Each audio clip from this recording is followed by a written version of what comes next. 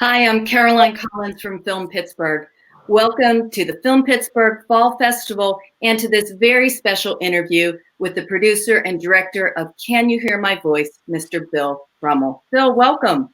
Well, thank you for having me, and it's an honor to be at the Three Rivers Festival. We are so excited to have you here. I personally am very excited because I loved your film so much. Well, thank you so much. I won't fangirl the whole time, I promise, but I did want to tell you that. You can talk as much as you want. Breaks are good for me with my voice, so. Yeah. Okay, great. Well, thank you. I am excited to learn all about it, but I guess my first question is really, how did you find the Shout at Cancer Choir? How did you hear about them first? Well, I want to start with a couple of things to know about speaking with a voice prosthesis like I do. Perfect. Now, generally, we speak a little slower and take more pauses than other folks. And we can't make the sound of laughter. It usually comes out as sort of a clearing of the throat. So if you say something funny, please know that I am laughing inside. But I will smile. And most of us have a hard time pronouncing the letter H, which is, unfortunate, but I don't think it comes up that much. Okay, except in the title of your film. Yes, it does. Ironic. Exactly. Now, how I found Shout at Cancer, the beginning of the story is long and complicated. I'll try and make it short because the film is not about me, but it was born of my personal experience.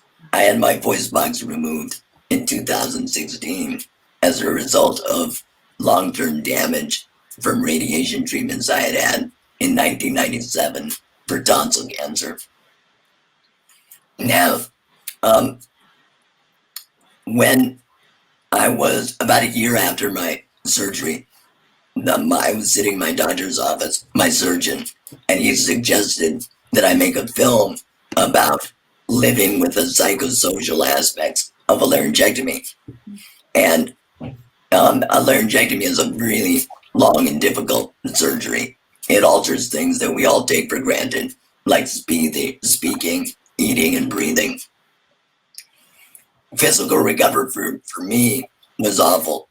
Worse yet, I was saddled with insecurity and fear and doubt. The voice is so essential to one's self-identity, and to lose it is dramatic.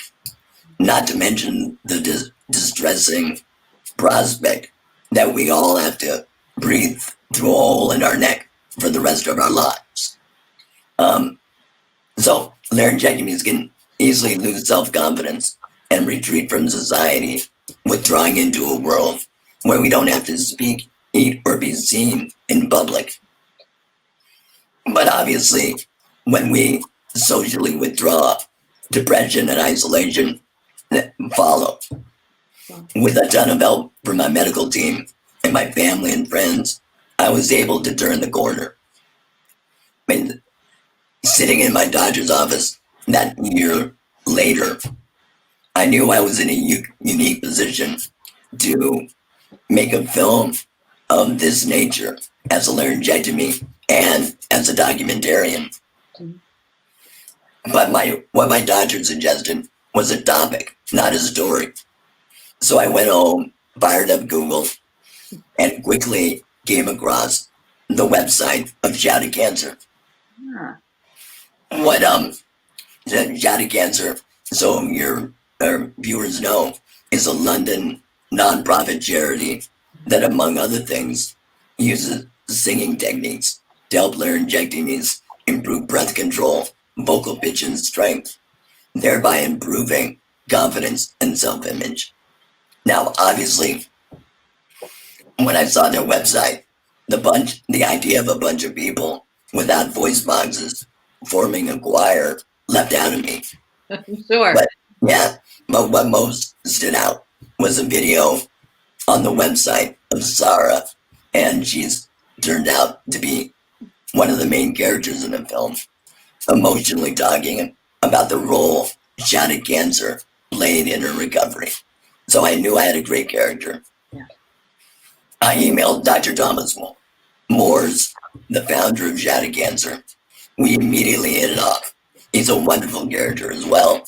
Yes. And then it was just a matter of getting the individual choir members on board and finding funding, which fortunately I did. Fantastic. How long did that take you, Bill, from the idea to funding it to the initial filming? I think it took about a year. Wow. Of developing, getting a couple of research trips to the UK and finding funding. Yeah. Wow. And we found funding by, and I think 6, either corporations or nonprofit foundations. Terrific. And how long did you spend in London then? Because you're based in Los Angeles, correct? I am based in Los Angeles. I got a lot of frequent flyer miles. We took, I think, all told, I took 6 trips to London. One of the trips was to Sweden to meet with what turned out to be my primary funder. A really pitch meeting with all the executives of that company. Wow. So I went to Sweden and then to the UK. And then how long did you film in the UK? Was it continuous or was it over those 6 trips, different filming? Different filming. Mm-hmm. We had, I think, 4 production trips. Okay. And over the period of about 14 months. Wow. Yeah. You, in that 14 months, had amazing access to those choir members. Yes, I did. They're so great. I love every one of them. I had to, it's very important doing documentaries and that you establish rapport and comfort level with your filming subjects. So that took a while, but it was eased by the fact that I am also a laryngectomy. So I think that immediately gave them a bit more comfort level because I was asking people to reveal parts of their personality and their innermost feelings and insecurities about dealing with the laws that they had to deal with and dealing with, their own mortality. Sure. Yeah, it never felt intrusive watching that, but you were able to really draw them out and have them share, as you say, some very personal feelings and probably feelings that they keep pretty close to the vest, and they shared so willingly with you. Absolutely. I think laryngectomies have a bond. There's not that many of us in the world. Mm-hmm. So when you meet somebody who has the same issue and the same problem as you do, there's immediate connection. So I think that helped a lot. Mm-hmm. And, each choir member has a compelling story. Sure. I think I could have done a Netflix limited series with, if I followed all the choir members. We followed 3 in the film. It was really hard to narrow that list down to 3. Sure, I'm sure it was. Netflix, if you're listening, Bill has more material for you. I'm trying. On a drive, all stored away. Yeah. Well, I'm sure it was hard to really sort of pick and choose, not to say your favorites, but to pick and choose who to really highlight. But the I shouldn't say characters, the people that you did highlight were characters in and of themselves. Yes, they were. They are also great. And I tried to pick characters that would reveal overall themes of having to live with a laryngectomy and the issues of being with a laryngectomy. So they're all great in their own way. Sarah is the emotional core of the film. Yeah. And Bug is just such a fantastic character.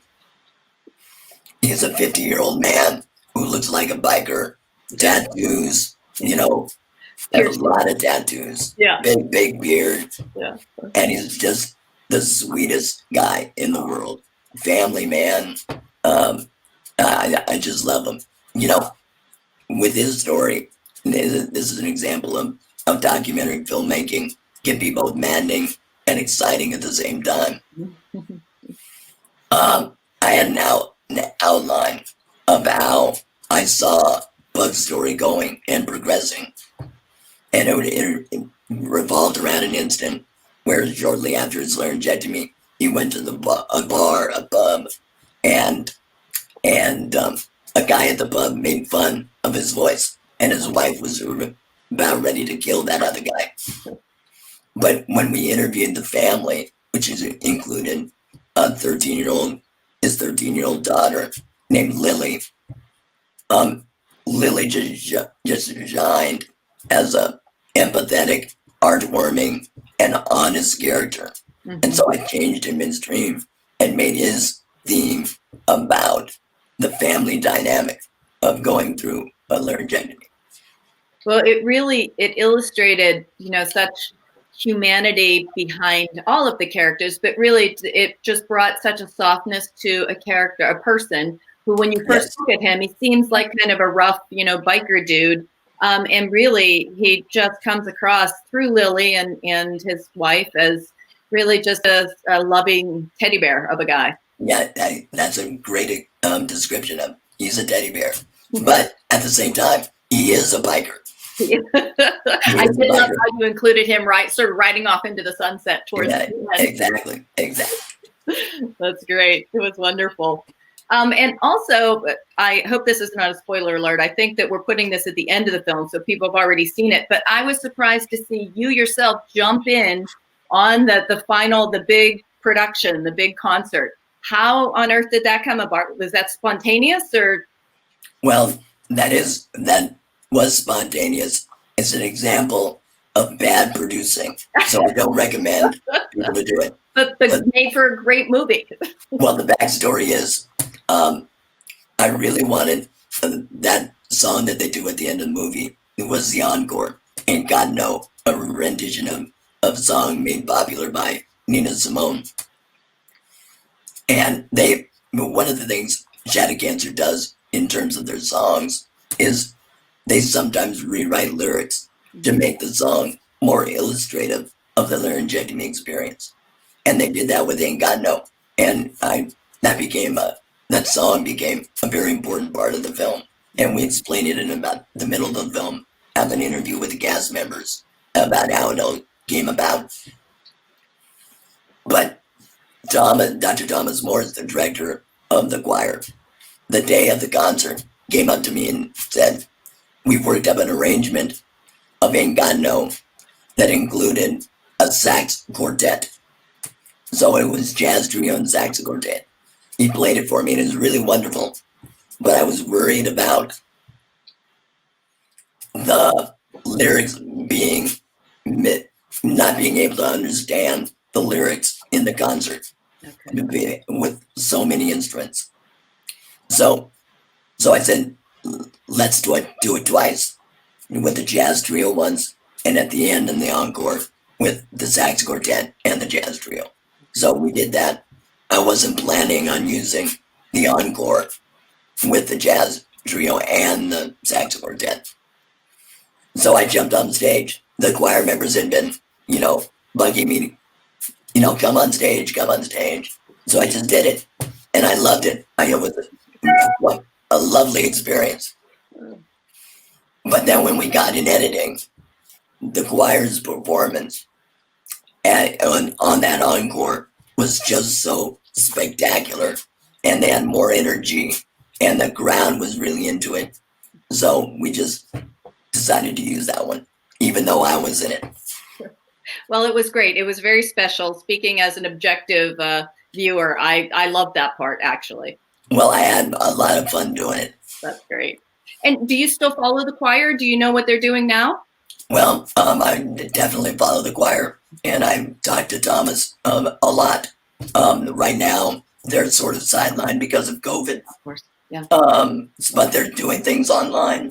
Wow. They were scheduled to do an event as part of the World Choir Games. That was going to be in April, I believe. But obviously, that got canceled. Sure. But as soon as it's safe, they'll resume, in the time between the end of production and COVID. They had gone to Belgium. They'd gone to Scotland performing. They do all things, a lot of things. Wow, that's fantastic. I'm going to have to Google them and keep track of them myself now, and everyone at home can do the same. Yeah, their website is, I think, shattercancer.org. And and they have a Facebook page as well. That's fantastic. Well, Bill, thank you so much. This has been so great talking with you, learning more about the project and the group and you. So I really appreciate your time. Absolutely. And thank you again so much. I'm really looking forward to the film being seen at Three Rivers. We are too. Thanks for sharing it with us. Take care. That's great. Bye, Bill. And thank you all for watching with us at home. Hope you enjoy the rest of the festival.